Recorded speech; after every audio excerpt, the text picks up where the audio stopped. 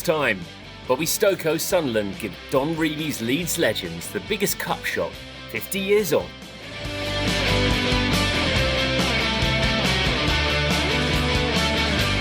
And it's no nay never, no nay never, no more, 'cause I'll stay a wild drover forever and more. And it's no nay never, no more, 'cause I'll stay a wild drover forever and more.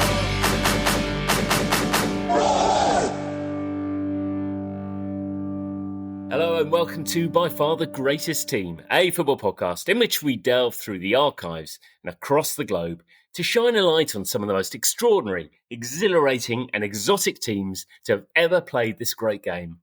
This week, we're mostly talking about Sunderland. My name's Graham Dunn, this is Jamie Rooney, and before we get stuck into the main part of the pod, there's a small bit of business, I think, left over from last week, where Hereford, the glorious Ronnie Radford's glorious cup-winning side, were quite rightly, obviously, declared a touch of greatness. But VAR, I think I'm very proud that we are the only podcast where we do not talk about VAR. But VAR might be having another look at that one, Jamie, do you think? I think it should have had a look at it at the time because I do think giddiness had kind of taken over. As much as I've had the week to think about it, I've kind of come around to the idea. Well, yeah, maybe it was a touch of greatness, and it's a fair ranking.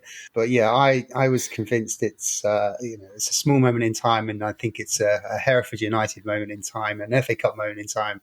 And, it's a blink and you've missed it. It's blink of greatness still for me, even though the touch of greatness is it's kind of dropped in over the last week. I've come to terms with it. Yeah. When I listened back, it was pretty clear that Scott might have meant edge of greatness rather than touch of greatness, but I'm still going to, it's still there. It's still there. I think it's fair to say, and if Scott was with us today, actually, it's nice to do a podcast about Scott for once. If he was with us today, I would point out that he had absolutely no idea of how our ranking system operates, and he completely balls it up. And I think his confusion that the giddiness of ranking Hereford United 71-72 into a touch of greatness, the third bracket, because there's only two that can beat that of the five that we have. So Hereford, there's also one or two. This seems extraordinary to believe that we may have misspoken in any way possibly during this podcast, but a couple of minor amends. Yeah, funny enough, I made a mistake. It doesn't happen that often. I think I mentioned that Hereford had played 10 games on the run, and referenced, that must have been more than Leeds United, who won the actual thing. And I didn't know how many games Leeds played. Hereford United actually played 9 games in their FA Cup run, all the way to the fourth round where they lost to West Ham. Leeds United played 7. So I was accurate that it was 9 games. And quite bizarrely as well, obviously this is the early days of television, and the way that the TV companies at the time, BBC and ITV regionals, they dispatched TV crews to just a select amount of games. It was very fortunate that they were at the Newcastle Hereford game, and we've got that wonderful Ronnie Radford goal captured on film, and we get to see it all the time. But in the next round, you would think Hereford, the giant killers of Newcastle, would be one of the 6. It's the fourth round. There are only 16 games. You've got 3 games broadcast by West the BBC, Ham, and I think they did play West Ham as well. Bobby Moore and Jeff Hurst fame. Not a bad West Ham team as well at that time. No coverage at all. They decided that lightning wasn't going to strike twice. It's not worth sending Motti and the crew to this one. Let's go cover the glamour tie of Liverpool versus, I can't even remember who they were playing, Leeds, I think, and it went for a replay. Yes, disappointing and harsh on Hereford. So that's a fair. 9 games is still a fair chunk of games to have played, but it's not the most, is it?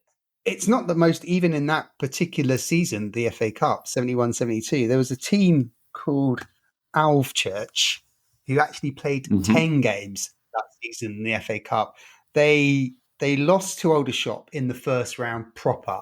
And do you know what? I just kind of a little segue on the word proper in a tournament. I mean, it's I've never really thought about it before because the FA Cup is the FA Cup and we have qualifying rounds to get through to the first round proper. And the proper is always emphasized on the first round. It never really gets mentioned too much after that. It's not like the quarterfinals proper. This is the proper final of the FA Cup. Yeah, exactly. It's the first round proper. And then it kind of, the proper word just kind of like falls into the background. It's, I've established what's going on here now. My job is done. I don't need to do anything further. Why don't they have Champions League group stages proper? Because there are obviously games ahead of that as well. It's unrested. It's missed out. Yeah, and there's qualification as well. Yeah, I think UEFA have missed a trick there, and they need to bring back the word proper and reinforce it. But Alvechurch, let's get back to them. They've played 10 ties. They've gone out in the first round. There are 4 qualifying rounds. So something has happened along the way that's more than doubled the amount of games that Alvechurch have played in that particular season. And it's still today, and it will never get beaten, I don't think, because replays now no longer exist in the FA Cup. But it's the most played game. Alvechurch in the fourth qualifying round, not the fourth round proper, the fourth qualifying round, played Oxford City 6 times. They drew the first 5 games, and they had to decide the result on a 6th game. Over 11 hours of football was required in order to separate Alvechurch and Oxford City. Yeah, to this day, that is the most games ever played in a single tie in the FA Cup, 6 ties. That is even worse than that year where Arsenal and Sheffield Wednesday played each other in every cup final and every game was 0-0. And it seemed to be somehow a fitting end that the ball should ricochet in off Andy Linnigan's nose as the winner at the end of it all. It was like that's how I remember the goal. It's probably quite a decent head. I might have to look it up in a bit. But just game after game. But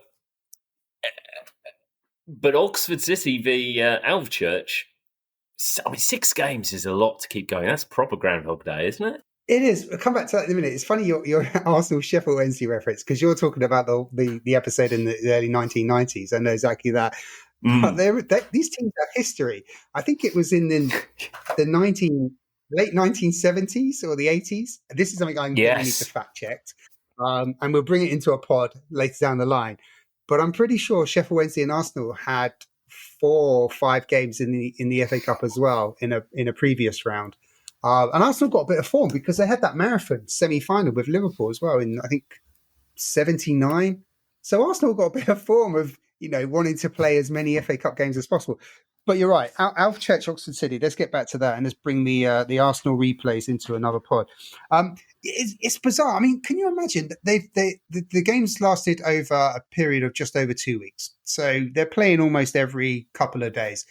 I mean, you're going to be on first name terms with your opponent. You're going to get friends with your opponent. You're going to ask him, where's he going for his summer holidays? You're going to know each other so well. And you're going to get bored of playing the same team as well, surely.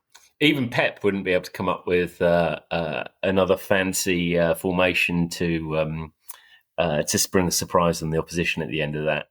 That's just too many games. It is too many games. But you know what? It's not the record. I couldn't help myself. I had to find out what's the most amount of games played in the FA Cup in a single season. And that glorious accolade goes to Bidford in Devon, who in the 1973-74, it's in the 70s. Everything happens in the early 70s. We're going to be talking about the FA Cup in the 70s in the next few moments as well. Everything happens in the 70s. And so Bidford in Devon, they played 13 games in the 73-74 FA Cup. I had to list it. So game 1, they play Penzance and they win that. However, playing Penzance wasn't an unusual thing for Bidford to do in the FA Cup because they actually played Penzance 4 times in a row during this period. So they would have played Penzance the season before. They would have played Penzance the season before that. And then the next season as well, once they've gone on this 13-game run, they played Penzance again. 4 seasons in a row, bloody Penzance. They've beaten Penzance. They then play Newquay. So they're doing a bit of, a nice Cornish tour around here. They draw the first game, then they smash Newquay 6-1. The third qualifying round, they then have 5 games against Falmouth Town. 3-3, 1-1, 2-2, 2-2 again. And then in the final 5th game, they get past Falmouth and they win 2-1. They then get to the 4th round. And at this point, you'd think they'd had enough. They've played this FA Cup run is going on and on and on. They played Trowbridge Town and they drew the first game 2-2. They drew the second game 1-1. They drew the third game 1-1. They finally win 3-2, their 12th game in the FA Cup, and they reach the first round proper, where they get beaten comprehensively 2-0 by Bristol Rovers. Incredible. 13 games, first round proper. Now that is proper football. So we are talking FA Cups this week, and we got a slightly different feel and a different of a pod this week. So it is 50 years. So on May the 5th, so this podcast will come out on Thursday, May the 4th, and it will come out 49 years and 364 days. It's exactly 50 years from when Sunderland, Bobby Stokoe's Sunderland, created arguably the biggest shock of, I think, all time in a cup final when they beat Don Revie's dirty Leeds in an absolutely memorable final 1-0. I can't not say dirty Leeds now. And we, when we decided to do the podcast on this, we've got, and you're going to hear from him very shortly. We have our guest Phil Craig on there, who, and we were originally going to do 3 teams, and we're having such fun with Sunderland, and we thought there was so much to say that we've decided to do that as a pod in its own right, haven't we, Jamie? We have, yeah. I mean, we've been conscious of the timings of these pods, but we've learned that, with 3 teams and so many rabbit holes that we can go down, and so many interesting facts that we seem to be digging up, and stories that we want to share with our listener base, which is growing, which is great. Always a nice trend. It seems impossible to just skip over this amazing achievement from Sunderland in the early 1970s in a 15, 20-minute segment. And so I think we've made the sensible decision to open the floor up and give them the full Monty. Exactly. So here we go. The next voice you will hear is probably mine, I think. And we will go into Bobby Stokoe's Sunderland FA Cup heroes. This week, we are joined by Philip Craig. Hi, Phil. Hi, good to see you both. You are a Sunderland fan. You are our very own Josie Altidore of the pod world. One of our Sunderland's finest legends, I think.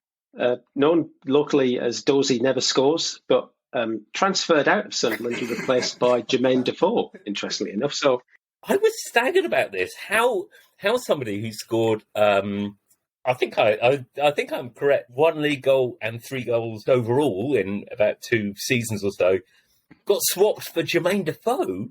That's an extraordinary thing, isn't it? Jermaine Defoe must have been very, very homesick in Toronto, and we could say we were quite delighted when that particular transfer took place. I mean, I was a bit sport for choice for legendary Sunderland failed signings at that time. I mean, obviously Danny Graham is pretty high up there. Yeah. Great reference. To Andre Flo was one. James Vaughan, more recently, was an outstanding example of, even in the 3rd Division, League 2, somebody who wasn't quite up to the required standard. There have been some doozies. Now, earlier, a few pods ago, we were asking the all-important question of whether David Speedy was in fact Speedy, and this has been a very difficult fact to line up. Now, you helped us on this a little bit. You're not so much able to pin down his pace, but you certainly through the legends of Sunderland football, produced a summary of what David Speedie could produce. Are you talking about the incident with Gary Bennett? Yes. Where it seemed that a little incident, it was at Roker Park, down towards the clock stand, if anybody could remember that. There was a little bit of toing and froing between Gary Bennett, one of the best defenders that Sunderland have had, and David Speedie, who has been typically David Speedie. It involved them both just about ending up in the paddock in the clock stand, and Gary Bennett taking offence at David Speedie, grabbing hold of his neck. I mean, anything we've seen recently in football was nothing compared to the attempted assault that led to them both being sent off. And strangely, whereas players get many, many days, this was just a 2-game suspension. That was it. The good old days of football, where there's barely any kind of action. Well, we'll put a little link to that clip in the podcast notes as well, so you can enjoy that moment firsthand. I know the question that most people are thinking: a podcast all about the greatest football teams of all time, and we got someone on from Sunderland who's going to help talk about Sunderland. Surely that cannot be right. But we have managed to find a team, and we'll talk about them now. So the great team that we found is Sunderland's FA Cup heroes from 1973, which we've done underdogs on this podcast a couple of times before. And in terms of underdog story, this is extraordinary because, A, the gulf and what they achieved was extraordinary. But also, unlike the other underdog stories we've done, Sunderland actually won. It's actually a good story at the end of it. So who were they playing in the final? 1973, who were they playing? Leeds United. And we've got to go back a bit. We're talking about Don Revie's Leeds United. This was Leeds' third FA Cup final already of the 70s, 1973. Their manager, Don Revie, quite a formidable character, had guided Leeds to 5 major trophies. So they'd won the League Championship in 1969, the League Cup in 1968, and this is, of course, brilliant, the Intercity Fairs Cup, soon to be renamed the UEFA Cup, in 1968 and 1971. They'd had a number of disappointments as well. They'd been runner-up, I think, 5 times in the old First Division. They'd gone to various FA Cup finals. They'd lost a couple of FA Cup finals. But they had won the year before the FA Cup, beating Arsenal. And the week after playing Sunderland, they were due to play AC Milan in the European Cup-Winners' Cup. So this was kind of, I suppose, not quite the Man City, because not quite as dominant, but they were way up there.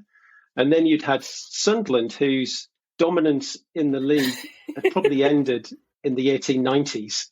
So the glory days for Sunderland were long gone. They'd last won the League Championship in 1936. They won the FA Cup for the first time in 1937. And then they'd been relegated to Division 1 for the first time in 1958. They'd been promoted again in 64, relegated again in 1970.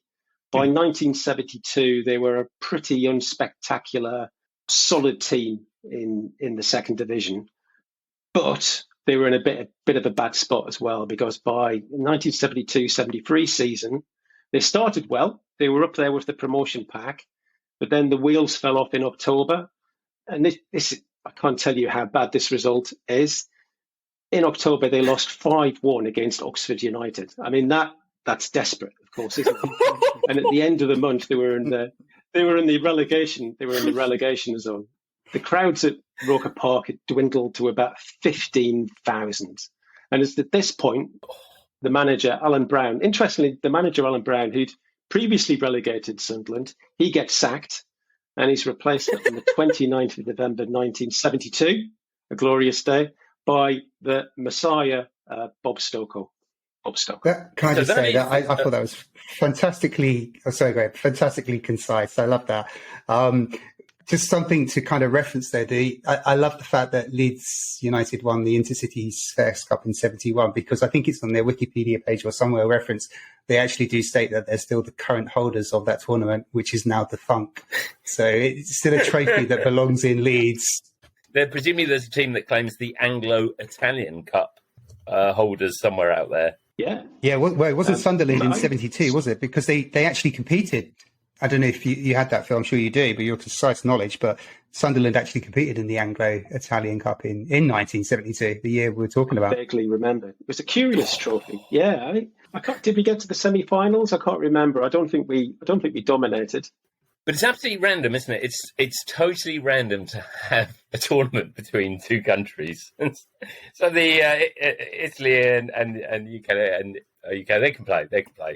So Sunderland really truly struggling, but Bob Stokoe does turn it round, doesn't he? He does. He kind of slowly starts to turn it around. Sunderland start to get on a bit of a run, to be honest. It's interesting. He's an interesting manager, Bob Stokoe, because if you kind of compare and contrast him with Don Revie, who, of course, was about to kind of go on to manage a few years later the England team, although that didn't really end up well. Bob Stokoe had basically moved around the lower divisions of the Football League. He'd been managing teams like Bury, Charlton, had a bad time at Charlton, got fired, ended up at Rochdale for a little while in Division 4, goes to Carlisle United, and then Blackpool immediately before. And actually, Blackpool were kind of going for a promotion at the point at which Sunderland were looking like they were going to go down. And I think it was probably the connection that Bob Stokoe had with the North East. He'd been born in Northumberland. He was from the region, although he'd actually played with Newcastle. He was a centre-half for Newcastle and played many games for Newcastle, hundreds of games for Newcastle before he was sold to Bury and became their manager. And in fact, he'd won the FA Cup in 1955, beating a Manchester City team that had Don Revie in the team. And there was also a bit of history between the two managers as well. Bob Stokoe said that, I think it was around 1963 when he was managing Bury. Bury were in a bit of trouble. Leeds were in a bit of trouble before they really started to take off. And Stokoe said that Revie had approached him before the game between Bury and Leeds. And Revie had made an offer, a very generous offer of something like £500 if Bury were to go not quite play as well as they could against Leeds. And this seeped away at Stokoe over the years. It really bothered him. He refused to sell players to Leeds after this for a long period of time. And it was always there in the background. It was never kind of public, I think, until Revie was England manager, and then was one of a number of accusations that were made about Revie. What I like, though, Phil, about that is it's someone... So Stokoe's taking a really principled stance. I won't sell any of my players to Leeds. I mean, it is possible that Leeds weren't interested in signing any of Sunderland's players around that time, isn't it? There was a few. I mean, there'd been some upticks in the form of Sunderland over the years. And if you actually go back to the mid-1960s-ish, when Sunderland got promoted again, there was like a window of opportunity with a really strong team. New players like, we'll probably talk about later, Jimmy Montgomery was entering the team. There were attacking players like Nick Starkey in the team and Charlie Hurley. Brian Clough, interestingly enough, was playing for Sunderland before he got injured at that point and continued his practically kind of goal-a-game record before he got injured on an icy Roker Park. So, there was some reason for Leeds to buy Sunderland players. I've got to admit, not a great many amount of reasons, but yeah, there was some. So 1973, we get to the FA Cup final, which is this extraordinary mismatch, I guess, between sides, these giants of Leeds United and Jamie. That Leeds side had some real legends in it, didn't it? I mean, it's one of the teams that we'll cover at some point on this podcast. But yeah, I mean, it's a special period. I mean, to Phil rightly so has kind of equated them with the Man City today, and they probably weren't far off, to be honest, because they had a spell under Revie where they were winning or coming very close to winning a trophy every single season. Before the final, though, I think we should go back to the semi-final, and we shouldn't overlook the context of that game, because Sunderland had Arsenal in the semi-final. Arsenal at the time were vying with the championship. In the top tier were Liverpool. I think they were level on points, or there was a point between the two after 36, 37 games. Sunderland were effectively mid-table at that point. As Phil's rightly said, they were struggling, but they did go on this 23-game run where I think they only lost one game. And then they must have had a pretty awful Christmas period as well, because they didn't actually play a game between mid-December and early Jan. So I don't know whether the weather played a factor. So there was a bunch of games that were missed. But I mean, to put it into context, Arsenal were, with Leeds, a very good team at that time. They had recently won the double. It's pretty much the equivalent of Arsenal playing Sunderland in the FA Cup now, and Sunderland winning, because Sunderland being around about mid-table in the second tier. Arsenal going for the title with Manchester City. So, I mean, if that happened today, it would feel like a surprise. So I think City rushing to the final is the right thing with this incredible feat that Sunderland have, but we shouldn't overlook what they achieved in the semi-final as well. Sunderland were playing a game of catch-up. Jamie, you're quite right. Sunderland didn't play any games over the Christmas period. There was an influenza outbreak in Sunderland, which sounds slightly Dickensian, and obviously it wouldn't happen today. But there was an influenza outbreak in Sunderland that basically also wiped out the Sunderland team. So Sunderland didn't play any games over Christmas whatsoever, and then were playing this kind of game of catch-up afterwards, which meant their form was improving and they were winning games, but they were still, I think, at the time of the quarterfinal, and it was at the quarterfinal belief started to kick off, still only 2 points above the relegation zone. So they were still in a lot of trouble. Yeah. And actually, it was the fifth round of the FA Cup, which took place in February, that Sunderland, I think, started to think, oh, well, maybe there's something in this. Sunderland played a Manchester City team, which again was full of some incredible players. I can still remember, I think, Corrigan playing in goal. I saw an England B game at Roker Park where he was in goal, which kind of shows my age. But they had other players like Cullen Bell in the team, Franny Lee, Towers, Rodney Marsh in the team as well. And Sunderland played that team in the fifth round, 51,000 people at Roker Park, and beat them 3-1. So that started to kind of think, wow, that's a bit interesting.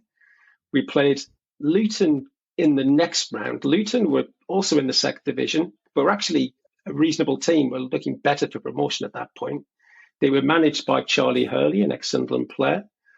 We managed to beat them 2-0. And then we got to the semi-final, a big game against Arsenal at Hillsborough. This was the game. We ended up winning 2-1. It was 2-0, and I think they scored late on. The Arsenal team, again, had players that we would all recognise. Yeah, that's right. Bob Wilson in goal, Armstrong, Ball, George Kennedy. They were missing, without making excuses for them, the one player that when they look back on it and said they were missing was Frank McClintock. He was one of their kind of key players at the time, and he was injured, but otherwise they had a full strength team kind of going into that game. So it started slowly with a couple of draws and replays, really built up with Manchester City, and then it was the semi-final against Arsenal, and the belief just built up apparently within the team.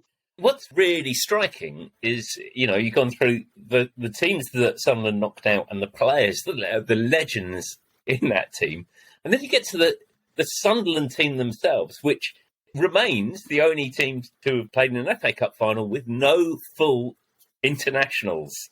Leeds had one player who wasn't a full international, who came on to be an international later.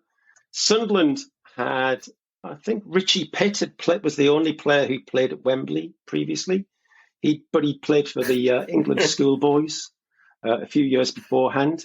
Jimmy Montgomery had been in the dressing room, but he hadn't got on the pitch. He was an understudy to Gordon Banks in the England team. And the rest hadn't really kind of even been near to kind of getting to Wembley. Some were to go on and play for international football in the future. The most obvious one was Dave Watson, who went on, actually, while he was at Sunderland, he went on to play for England, but played most of his games at Manchester City and later Southampton as well. And to a lesser extent, Dennis Stewart. He got 6 England caps, but all of those were with Manchester City. Leeds, I think the year before, they'd had a full team of internationals, but Jack Charlton had retired. He was just with the TV crews that year, kind of watching on. But other than that, yeah, it was a remarkable mismatch between the two teams. Now, the game itself is probably most famous for, other than Bob Stokoe's amazing run at the end, it's probably most famous for Jim Montgomery's save, which which when I was growing up, there were two saves of the century, really. Two you talked about, and one is obviously Gordon Banks against Pele in the World Cup, and then the rival to that was Jim Montgomery's double save against Leeds, and it is a thing of beauty, isn't it, Phil? It is something to behold. That's for sure. So Sunderland have taken the lead in the 32nd minute with a goal through Ian Porterfield, so they're 1-0 up, and we're actually pretty comfortable. Sunderland were pretty well marshalled, very well organised. Leeds not really kind of playing up to their ability, very much playing within themselves. There's one little minor point very early on where obviously the dirty Leeds team had kind of come across with the Revie team, and probably is still with them to some extent even now. But there's a point in the first few minutes it's worth looking back on where Richie Pitt basically goes right through. Well, no, actually, it was Vic Hallam goes right through Alan Clark, just to kind of, saying we're not going to let you kind of walk all over us. But through the second half, the pressure is kind of building up, and that's when you kind of get to the Montgomery double save. And in itself, it's a remarkable save. So you get a cross the far post from Rooney, and it's met by Cherry with a diving header. And that in itself is a remarkable save. Montgomery just lunges across to knock it out, but it falls right in the path of Peter Lorimer on the 6-yard line. And if there was ever a player with a strong shot, it was Peter Lorimer, and he just hits it. He just hits it sweet as a nut. And somehow Montgomery manages just to kind of propel himself into the way and jerk the ball up. The ball goes off the kind of crossbar and then it kind of falls to Dick Malone, the fullback, who kind of thumps it right out. And it was such a remarkable save, I think, because if you listen back and watch it on the DVDs now, David Coleman is kind of commentating, and he thought Lorimer must have scored. He says, there's the Leeds equaliser. And then it's only at the replay he sees that Montgomery has actually saved it and pushed it onto the crossbar. David Coleman gets it wrong. And after that, you kind of got the sense after that, maybe the Leeds team felt that this just wasn't going to be their afternoon, perhaps. I think it was kind of typical to some extent, a remarkably talented team, but I think it's interesting that Leeds team always seemed to be, they were so well marshalled. It's like they didn't have a plan B. They were always playing within themselves. And while they had a huge amount of flair, that was always kind of buttoned down, I think, by Revie, who just had a certain way. He'd prepared a certain way. He'd briefed them in a certain way. And then they faced this team, and they must have gone into the game thinking, well, this is easy. We're going to concentrate on Milan in a week's time and going on in the European Cup. And they faced a team that was really well organised, had nothing to lose, incredibly well marshalled, was much more kind of relaxed as well than I think the Leeds team. And actually, in the end, they comfortably made it through. Other than that Montgomery save, he didn't have a huge amount to do.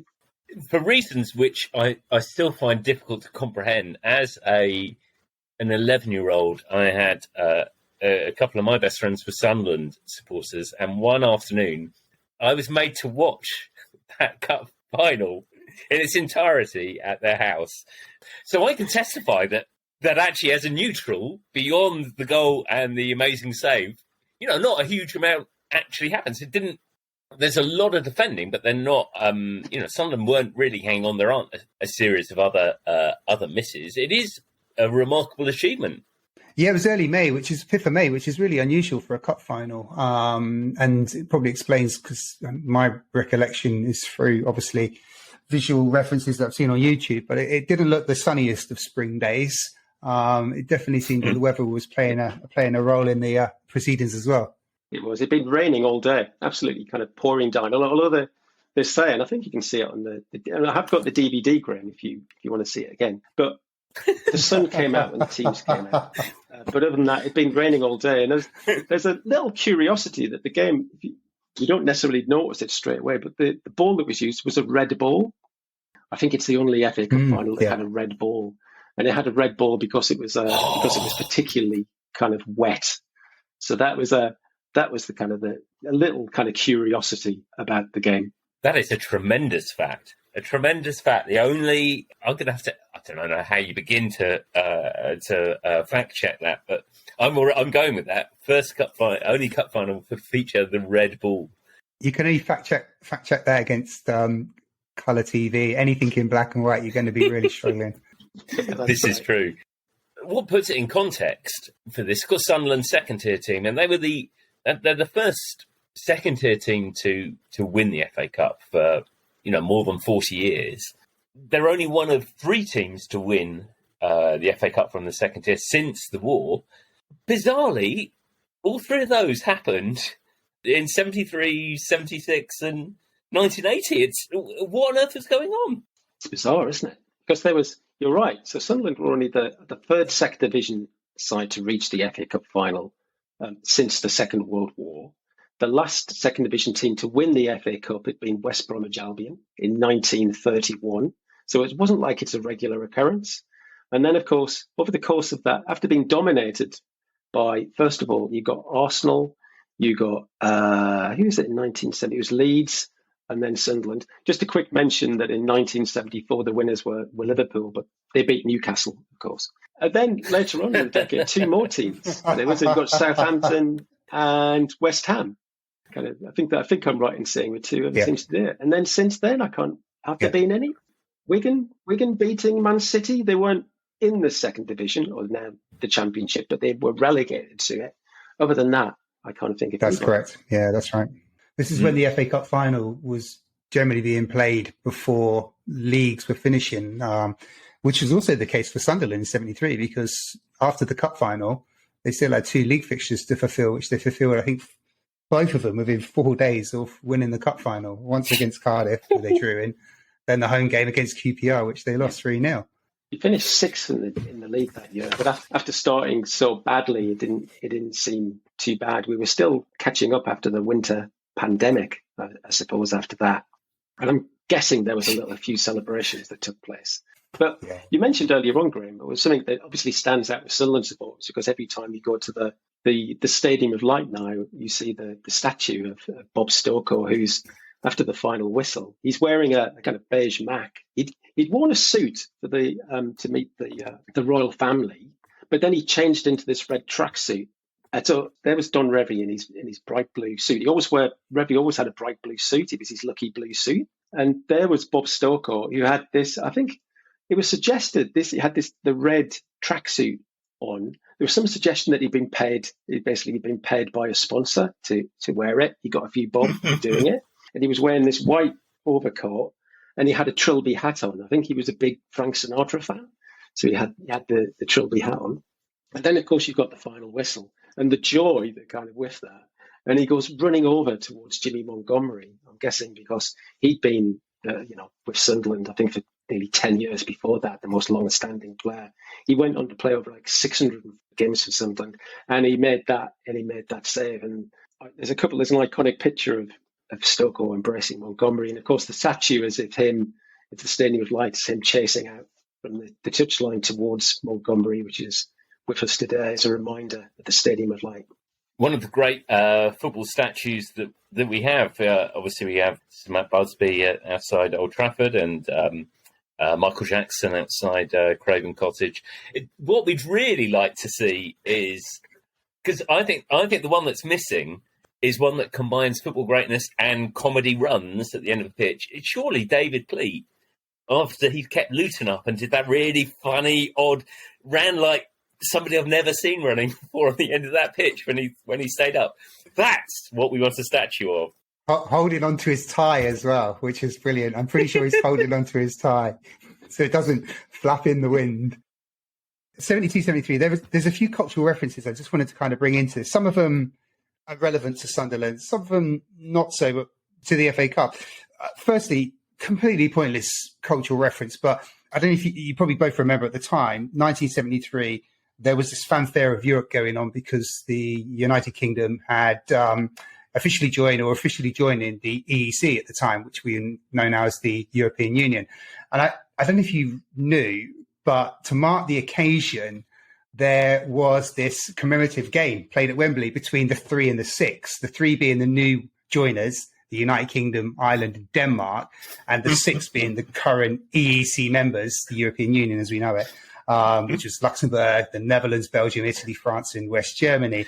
So, and you've got these big star players coming into play in this game. You've got Bobby Charlton that's representing the 3. You've got Franz Beckenbauer and Gerd Müller representing the 6, and Neeskens is representing the 6. So you've got these big footballers coming across in early January. It's the 3rd of January to take part in this kind of fanfare for Europe. What I liked about this story, other than the fact that this happened, was it attracted protesters, which is brilliant. There were some that were in, and there were some that are out, and maybe there's a bit of recent history with that as well. But I don't know if it's just pure by chance or something that's been taken in another world somewhere and made something of. But there were banners outside Wembley saying the fanfare for Europe for this big event should not go ahead because it's costing the British public £350,000, which I thought was a strange number. And then you kind of relate that into the future, and it kind of, there's this symbolic thing going on in 73 that has nothing to do with Sunderland, has nothing to do with the greatness of their team. But it was just a strange occasion that Wembley were hosting this 3 versus 6. And it's brilliant because at the end of the game, the 3 win, the commentator, I can't remember who it was, but he says 3-2, 6-0, which is one of the most interesting storylines I think I've ever heard in football. That is fantastic. Bringing it back to where we are, one of the things that I think this happened later down the line, Phil, but the whole team were given the freedom of the city as well, which sounds like a really big deal to be given such an accolade. And I know it's kind of symbolic in terms of what it is. And I'm completely ignorant in terms of what it is. And I did look it up, and the closest I found of what it allows you to do is effectively drive some sheep over London Bridge or some cattle over London Bridge if you wanted to. But I don't really fully appreciate what freedom of the city means, but it feels it's quite a big gesture to give to that team, and it kind of shows where the city holds them in regard. I think to this day that you could ask most Sunderland supporters, certainly of maybe a more kind of vintage generation, and they'd be able to kind of cite at least 3/4, if not every single member of that team. You find it. I mean, it was quite interesting. Even through the year, the gates at Roker Park had dropped to such an extent. I think there was one game there was only about 12,000 people in Roker Park. Gradually, it built up, and by the end of the season, you're getting kind of 50,000 people. I think people were just feeling at the same time that Newcastle were doing reasonably well, Sunderland weren't doing very well. The city was also kind of going through a bit of it was a town then before it became a city. It was going through a bad patch. There were any number of industrial disputes across the country. It's only a year after the miners' strike, for example. And if you think about the city of Sunderland as it is today, where the Stadium of Light is, that was once the Wearmouth Colliery. It's at the centre of the city, as well as a shipbuilding industry as well, which was the industry my grandfather worked in. And you had a number of strikes that were breaking out, including in the Sunderland dockyards and the crane building industry as well. And there was a big kind of crane building factory there where there were strikes as well. So the country was in the doldrums, the city was in the doldrums, and then out of all of this kind of comes this kind of remarkable fairy tale story of the underdog, the kind of David against Goliath. Somehow, from the kind of the depths of kind of the relegation, it would have been for the first time to the 3rd division. It happened a few years later. It took a few years for it to actually happen. Instead, gradually it kind of built up through all of the different rounds, and to the point at which there was only one pundit kind of commentating on the game who said Sunderland stood a chance. That was Bobby Charlton, so a reasonable pundit. But everybody else, including people like Brian Clough, really didn't give them a chance. And it was kind of quite a romantic story of the underdogs kind of coming through and beating a team which maybe wasn't quite as loved and appreciated as it should have been. And it also kind of helped the city as well. I think it helped the people of the city as well through some particularly kind of bad times. There's some stats I think I've seen, which were every time Sunderland do well, somebody looks at the industrial structure of Sunderland and actually works out productivity increases. But they did find out in the shipyards, all of a sudden, productivity had gone up by 120% just because people were happier. Forget about skills and investment in innovation. Just have a successful football club. That must help. Now, you mentioned about Sunderland eventually taking their turn in the third tier. Who was manager when Sunderland did go down to the third tier? So Laurie McMenemy was the manager who took us down. But there's this, this is a slightly remarkable kind of story as well.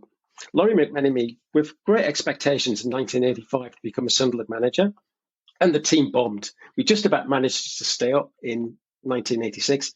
By 1987, we finished, it was getting towards, I think there was only a handful of games left. McMenemy is either sacked or walks away. And in comes through the door, having not managed at a football club for at least a decade beforehand, Bob Stokoe as the new Sunderland manager. The Messiah returns, but he wasn't able to have the same effect that he'd had in 1973. That year, Sunderland finished third off bottom of Division 2, and that was the year when the third off bottom team in Division 2 went into a playoff with the teams from the division below, and that was against Gillingham. And we lost, I think we lost 2-1 away at Gillingham. I managed to kind of get the day off school to go to that. It's quite a long journey from the northeast. And at Roker Park, I think we drew 3-3, something like that, and we lost. So it was a bit of a sad ending, really. Sunderland supporters prefer not to think about that. Tend to prefer to get the old videos out of 1973 and rerun that instead. I can get why Sunderland fans don't like to think about that, but unfortunately, Graham does have a bit of a habit of poking the bears on these particular topics on these podcasts. And I seem to find these little nuances that may get your irritation up a little bit. So I apologise for Graham's terrible behaviour there. We ought to come to judging in a second. But there's one other, I think, Jamie, there's one other weird quirk about Cup final this time. Bizarrely, something that a kind of extra game that was included. It is a bizarre thing. Between 1970 and 1975, the FA introduced the third and fourth place playoff in the FA Cup. In its early form, it proved to be fairly popular because they'd have the game prior to the FA Cup final. So you've got this almost like this microcosm of festival of football. But it started deteriorating and interest was waning quite rapidly, to the point in 73 when Arsenal played Wolves in the third and fourth playoff game. It was actually played in August. So, it was played a good 3 months after the actual cup final had taken place. That's where the interest lay in this particular experiment. So 2 years later, the FA got rid of that. But it is a bizarre thing to think that now you would have, who wants to play an extra game when you've lost the semi-final? I mean, I've always found it quite bizarre in the World Cup. I kind of get it because you get the status of being classified with an official position. But I think once you've lost the semi-final, that's the end of it. You don't really want to be going through the rigours of playing a glorified friendly against a fellow defeatist in a semi-final. And of course, it sums up everything that within a decade or so, that game had been replaced by Dennis Waterman's Showbiz 11 playing a game against Jimmy Tarbuck's. Jimmy Tarbuck's 11. That's the kind of pre-match friendly that you need. This was the era of it's a knockout, so you can imagine those type of festivities were going on quite on a regular basis. So we should give some judgment and ranking on Sunderland. We have 5 categories of greatness, for those who aren't familiar with this. You can find all this on our website, chewingthewildrover.com. Right at the top of the shop, we have all-time greatness, followed by true greatness. Touch of greatness is our middling one, and then edge of greatness, and then I'm sure we won't be using this one today. Blinkered greatness, that's for the ones that maybe are only great in the eyes of the beholder. Jamie, where do you want to go on this? Yeah, I knew you were going to come to me first, and rightly so. So if I was a Sunderland fan, I would absolutely understand why you would feel that this is one of the greatest Sunderland teams of all time, and you'd be ranking them as in that bracket. But I love the story that Phil describes in terms of the story of the season. I did like the fact that the team were able to find something collectively after the Christmas period and go on an impressive 23-game run with only one defeat, moving themselves up through the division to finish a credible 6th, and then beating, obviously, as Phil's mentioned, Man City in the 5th round. But the 2 games, Arsenal in the semi-final and Leeds, these are massive achievements. And I feel, for me, this is a touch of greatness as opposed to true greats. I'm not from Sunderland. I'm not a Sunderland fan. So that's probably where I'm landing on this to kind of kick this off. Phil, what about you? Well, I think it was a game that transcended the city and went beyond the city. And I think if you weren't a Leeds supporter in 1973, then you were probably supporting Sunderland and took some joy in the fact that the underdog had won. And I think that speaks to the true nature of the FA Cup. We all like an underdog. The only slightly, as a Sunderland supporter, the only slightly disappointment was that the team couldn't stay together and kind of kick on. It seemed like a big opportunity, the team. It took 2 years for the team to get promoted again to the First Division. And by that time, lots of the players had left. I think Dennis Stewart was one of the first to leave. Dave Watson went afterwards. Richie Peck and others. Some stayed on. Bobby Kerr continued on, got over 500 games. Jimmy Montgomery over 600 games. And they're held in high regard. But I think it went beyond the city. So I think it's a little bit more than a touch of greatness. Well, yes. I mean, I think our role is to bring people back down to earth. But I do think when you add in both the scale of the shock and that Jim Montgomery save, the legacy of that, it is something out of... Now, of course, it tells its own story that there are so few games broadcast at the time. The saves of the century are, taken from like 1% of all football played at the time. But that save, I think, is what pushes it up the scale. Like Jamie, I'm not from Sunderland. I can't buy true greats. I think touch of greatness. So I think 2-1, Sunderland, touch of greatness. So that's it for this week. No Time Machine. We'll be getting Phil's thoughts on that when he's on in a couple of weeks' time. Please get in touch with any comments, additions and corrections of any of the teams that we have mentioned in some way, in particular Sunderland, who we spoke to mostly about. Please get in touch if you have any suggestions on any other greatest teams we should cover. We got a list as long as your arm, but always open to other ideas. If you enjoyed the podcast, please like us, please tell your friends, please leave a review. Don't forget to subscribe, and we'll see you again next time.